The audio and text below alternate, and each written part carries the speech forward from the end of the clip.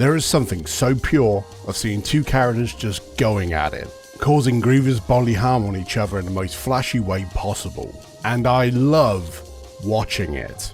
Yeah, apart from a month during a pandemic where I played Tekken 7 as Negan, because I was binging The Walking Dead at the time, fighting games is something I either enjoyed super casually, especially in my youth, or watch the pros go ham on each other, and I was cool with that.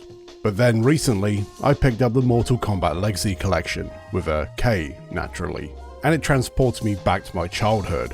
Granted, I'm a massive fan of Digital Eclipse's documentary / collection of game things, so when they announced they were doing one for Mortal Kombat, my priapism certainly peaked. So yeah, I thought it would be a perfect opportunity to go back and talk about this series, and get back into the genre of games I haven't played in a while. After the explosion of Street Fighter 2, which arguably kicked off this new strain of digital beatdowns, in its wake, a ton of developers were itching to get on this punchy irrelevance. And for a duo in the bowels of Midway Games, they were cooking an idea that would later become their calling card. Yes, with a K. Of course. And yes, course is spelled with a K as well. Is this joke funny yet?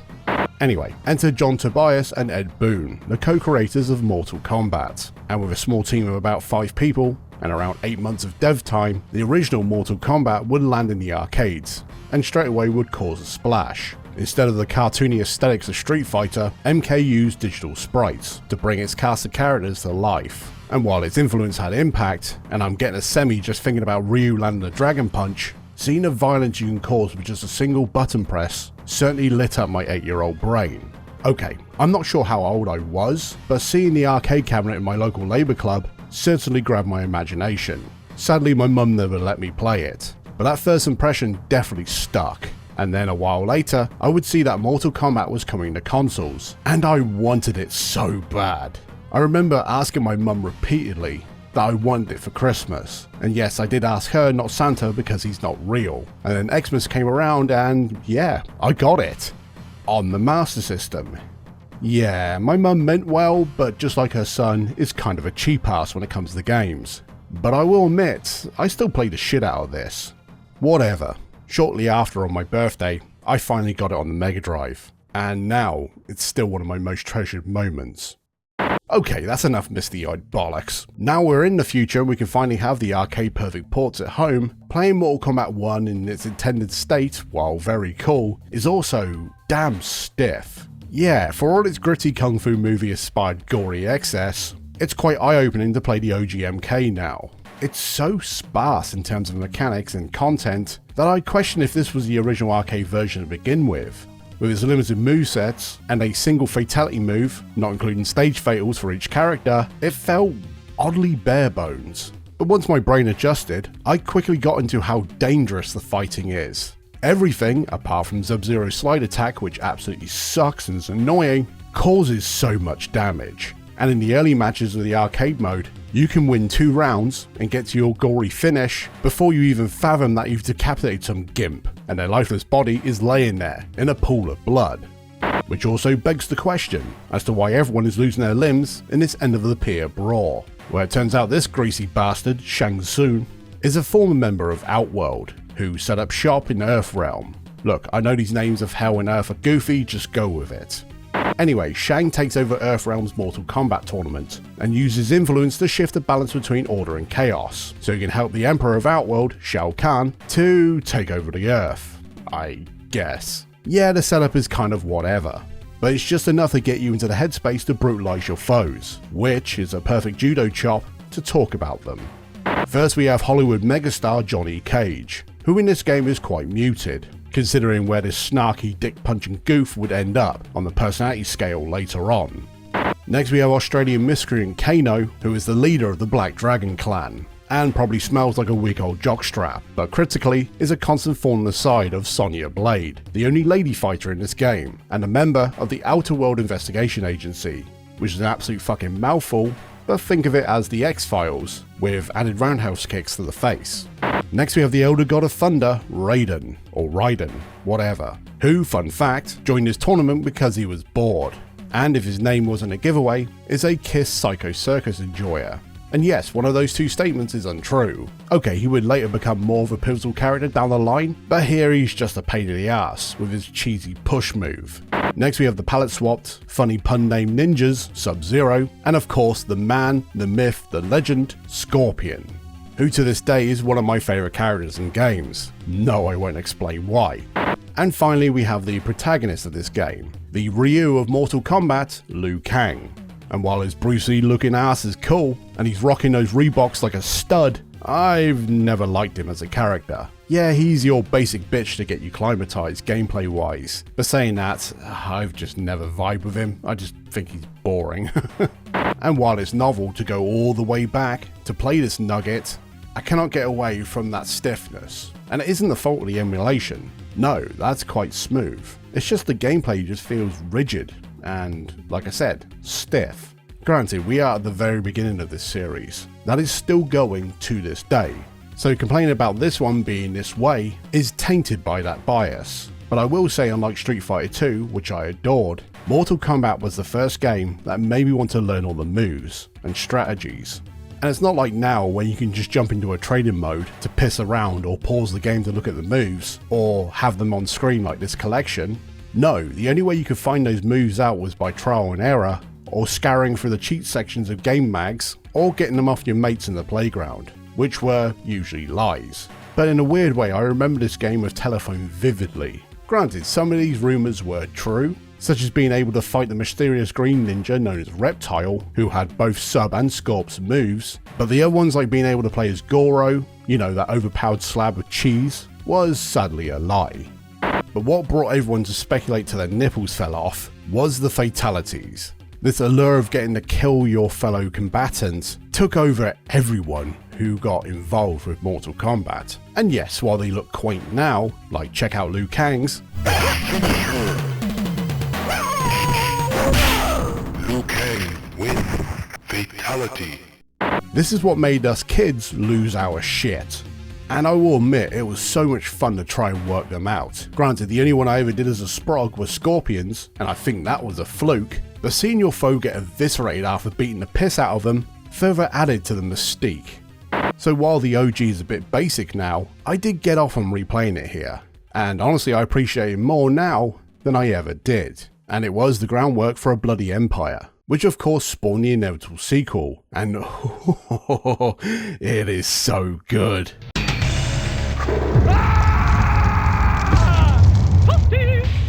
Scorpion wins. I think most of us old heads can agree that Mortal Kombat 2 was where the series hit its stride. Seeing this in the arcades just made you stop and stare how tight it all is. Sure, the first was a looker, but here they just added that extra layer of atmosphere that gave the visuals and the audio that spark. Sure, it's a sequel-ass sequel that takes everything and makes it bigger, but that sanding of the rough edges and speeding up the gameplay made this one of the coolest looking fighting games ever. Unless you played it in single player. Yes, Mortal Kombat 1, 2 and 3 were great PvP games, and most of my nostalgia is from beating my mates until they cried. Yes, that did happen once, but playing the arcade version against the CPU, good grief, my love for these games were tested. The computer opponents you face here are infuriating. Not only do they read your inputs, they also counter your moves with frame perfect precision, meaning the only way you can really make a dent is by using cheap tactics yourself. But to me, sparring with the AI should somewhat feel like you're playing a real person. It's there to help you practice when all your friends refuse to play with you. And while this new version in the Legacy Collection has a more in-depth difficult tuning, which makes these encounters slightly less brick-wally, but still, if you play the single player, you'll get your shit pushed in. And this gets even worse the further you climb up the arcade ladder.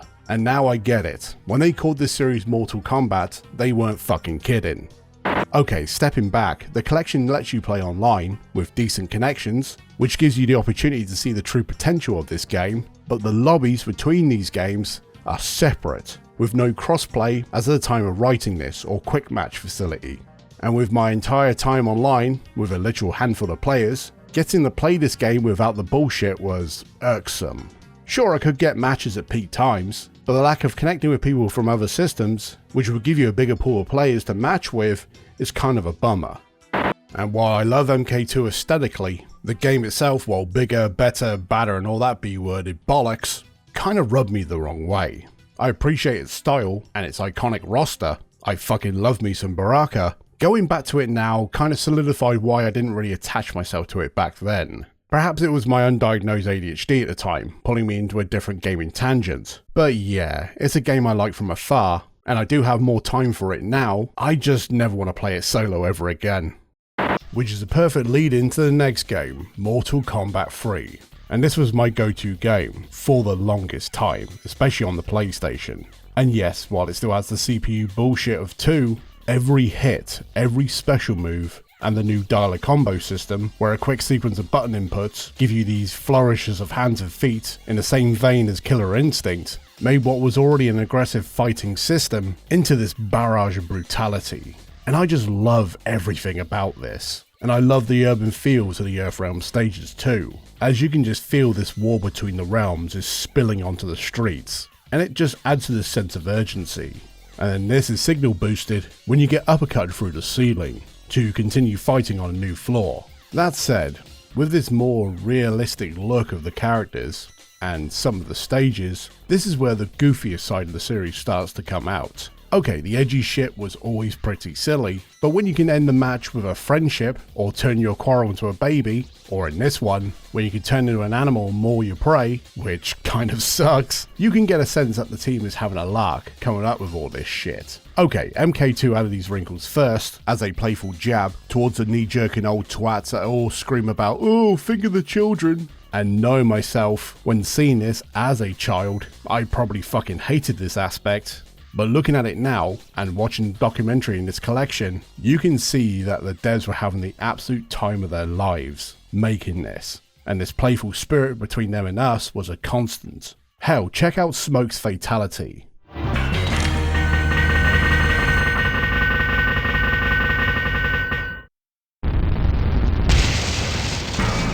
Smoke wins. Fatality. It's so ridiculous. It's like the biggest middle finger to your opponent. It's like, I hate you so much, I'm willing to nuke the fucking planet to end you.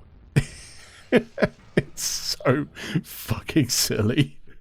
And the nostalgia for MK3, even now, is high, as this was my go-to Mortal Kombat for a while. Even with the missing mainstays, like Scorpion and Reptile, this disc was constantly spinning in my PS1.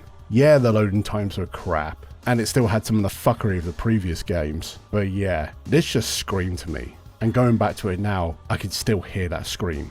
So when I found out there was a so-called ultimate version of MK3, I was indifferent, because at the time I thought it was just a port of the original to the 16-bit machines. And yeah, I was a dum-dum. Granted, it never came to the PlayStation at the time, which was my main system, but then a few years later, I noticed that a friend of mine, who had a Sega Saturn, had a copy of UMK3, but he would never play it with me, because I assume he got burned out by the relentless beatdowns, and we were probably in the grip of Lara Croft at the time, so whatever. And honestly, there isn't much to say about this version, apart from bringing back some of the characters that were missing in the original, but from what I can see, it is the main competitive version of OG Mortal Kombat. But then to me, it was quickly supplanted by the final game of the 2D era, Mortal Kombat Trilogy, and while I loved 3, this is where my obsession with the series really took hold.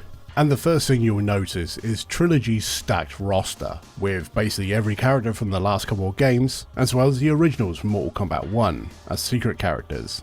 Also, there is old school Sub-Zero, for all of you cretins, all of you weaklings, all you pussies, that hated the one that looked like Henry Rollins from 3, you fucking cowards. And while I could go on, yeah, this was basically the anniversary edition of the whole series, but it was also the swan song of the original arc of Mortal Kombat. Well, this is the one I played to fucking death. Quite literally, I went through 2 copies of this game. You can see the ceiling of what the dev teams could do with this style. Not that it ran its course, no, but in my opinion, they went out at the best time, before the series got fully watered down. And it was the first game to be console exclusive, and the further these games progressed, you can see Ed and his team further lean into the home market, and this was a taste of what the games would later become, especially in terms of content, with a K of course. But this wasn't the end of the 2D era, because we did get a few spin-offs, and a barrage of handheld ports, with one in particular being Mortal Kombat Advance, which was a handheld port of UMK3 6 years after its release. And do I have to say anything here? Just look at it. Now think about how you would feel if you bought this at full price. And yes, now you know how I feel. And I couldn't get a refund back then because I left the box and my receipt on the train home. And honestly, I don't think I ever recovered from this loss. So let's end this run with Mortal Kombat 4. A game I knew about, and I think I played it once on the PlayStation, but I don't remember a thing about it. So this should be eye-opening.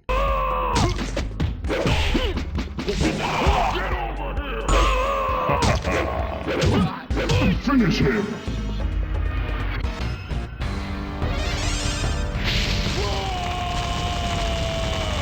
Scorpion wins.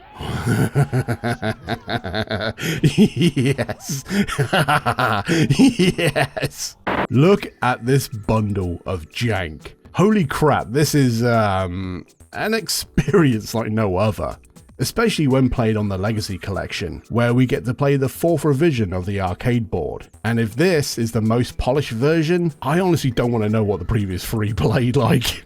Okay, judging the game on its own merits, while it looks like shit, and it plays like a looser version of UMK3 in 3D, and once you get past the penis graphics, there is a certain charm to how insane this nugget can be. It's so fast, so aggressive, that it's almost uncontrollable. With attacks coming in so quickly, it felt like a struggle to find ways just to counter them. It's like playing later 3D Sonic games, you just feel like you're white knuckling through the whole fucking experience. Especially when you fight newbies like Tanya, because trying to get through 2 rounds with her, the arena starts to smell like burnt spam, with the amount of bullshit she throws at you. And yes, I will admit, this can be frustrating, but there was just something that made me come back to it. And honestly, even though it's just an absolute fucking mess, I actually quite enjoyed this. You have to kind of match their freak, because the AI in this game will run over you, and finding ways to cheese them felt oddly satisfying. Yeah, sure, I could learn the tech, the footsies, and then learn the game properly, but I just found it more fun just treating this like a beat 'em up, and just throwing shit at the wall and seeing what sticks. Actually, this was giving me vibes of Final Fight Revenge, that blended side-scrolling punches to the face with weapons and other shit. And I know people hate this one as well, but to me, these two are quite similar. And speaking of silly, the new big bad of this shit is the sorcerer known as Shinnok, and I would love to get into the lore. All you need to know right now is that he sucks. To the point his number 2 and later constant naughty boy in his franchise, Quan Chi, overshadows him in every single way. And they knew they had something with this character, because they stuck his mug on the side of the fucking arcade machine. So not only was Shinny jobbed out, he was also a footnote on the box the game was shoved in. Kinda makes me question why he wasn't bumped entirely.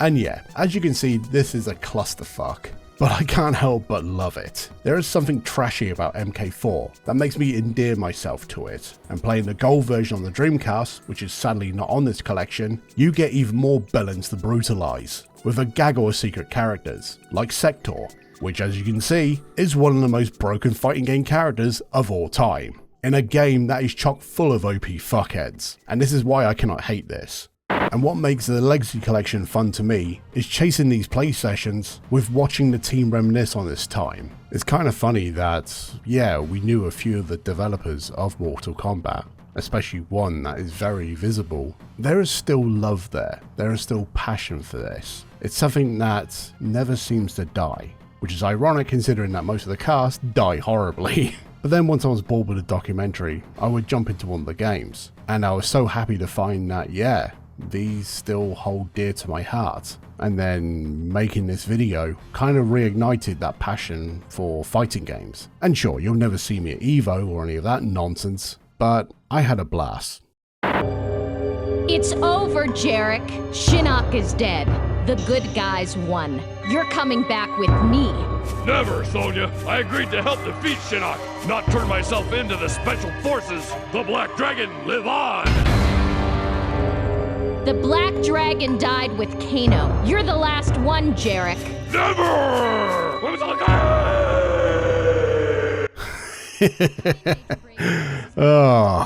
More ham than an abattoir.